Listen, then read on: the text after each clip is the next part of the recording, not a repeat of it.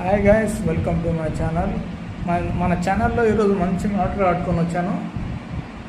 హైదరాబాద్ బిర్యానీ తింటే కూడా కడుపు నిండదు. మ్యాటర్ అంటే అంత మంచిగా నింటుంది. ఓకే, చలో మ్యాటర్లోకి వెళ్దాం డైరెక్ట్. ఏం లేదు, మనము ఎలక్షన్ కాకముందు ఎవరు ఫోన్ చేసినా, ఏ వ్యక్తి ఫోన్ చేసినా 3-4 రింగులకు టక్ మన ఫోన్ హలో అని మాట్లాడేవాళ్ళు. అవునా కాదా? నిజం ఒప్పుకోవాలి. తల్లి బిడ్డకు ఎవరికి మనం మోసం చేయదు, అట్లా మాట్లాడుకోవాలి. ఓకే, ఇప్పుడు ఎలక్షన్స్ అయిపోయినాయి, అంతా అయిపోయింది. ఓకే, ఇప్పుడు ఫోన్ చేస్తే నో రెస్పాన్సిబిలిటీ.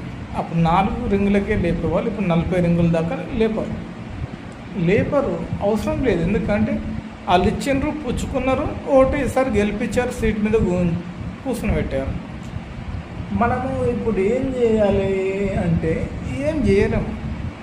మళ్ళీ ఎలక్షన్స్ దాకా ఓపిక పట్టాలి. మనం చేసుకున్న తప్పుకి శిక్ష అనేది అనుభవించాలి కదమ్మా. అందుకే వెయిట్ చేయాలి. ఈసారి ఎలక్షన్స్ వచ్చినప్పుడు 4 రింగులకు లేపినామన్నా చాలా మంచి పని చేస్తారు మీరు, మీకు అభినందనలు. నెక్స్ట్ టైం మీరు వెళ్ళబడ్డా కానీ మీకు చాలా సపోర్ట్ ఇస్తామనేసి తీరిగ్గా మాట్లాడాలి. ఎందుకంటే చాలా పేదవాళ్ళు ఉంటుంది, వాళ్ళకు కూడా ఏదో మంచి చేయాలి అనే ఆలోచన చాలా తక్కువ మందికి ఉంటుంది. అదే డబ్బు పైనుంచి వచ్చింది అనుకో, అది అందులోకి వెళ్ళి ఎట్లయినా కొట్టేస్తారు ఆ మధ్యవర్తులు. ఓకే, అందరూ కొట్టేసే వాళ్ళు ఉండరు, కొందరు ఉంటారు జోకర్ నా కొడుకు, తీసుకుంటారు. ఏ విధంగా తీసుకోవాలనుకుంటే ఆ విధంగా తీసుకుంటారు. కొందరు ముట్టరు. ఎందుకంటే అందరినీ అనొద్దు, అందరిని అన్నకే లేదు, అందరు తప్పు చేస్తారనేసి కాదు. ఈసారి ఎలక్షన్స్ వచ్చేటప్పుడు బీ కేర్ఫుల్.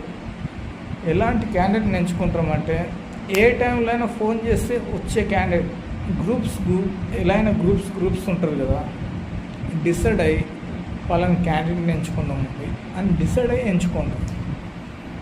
ఏ ప్రాబ్లం వచ్చినా సాల్వ్ అయ్యేటట్లు అలాంటి క్యాండిడేట్ని ఎంచుకుంటేనే ముందు భవిష్యత్తు అనేది బాగుంటుంది. మనకు, మన పిల్లలకు ముందు అయినా కానీ అదే ఫాలో అవుతాం ట్రెండ్. అంతేగాని బిర్యానీ పొట్లం కాడ, బీర్ కాడ మాత్రం ఉంటే మాత్రం సచ్చినా నిన్ను ఎవ్వడు మారడు. నేను 1,00,000 వీడియోస్ చేసిన ఎవ్వడు మారడు. ఇది మాత్రం సత్యం. నా మాట వినండి. ఈసారి గట్టిగా పోరాడి మంచి వ్యక్తిని మనం గెలుచుకుందాం. ఓకే, జై హింద్.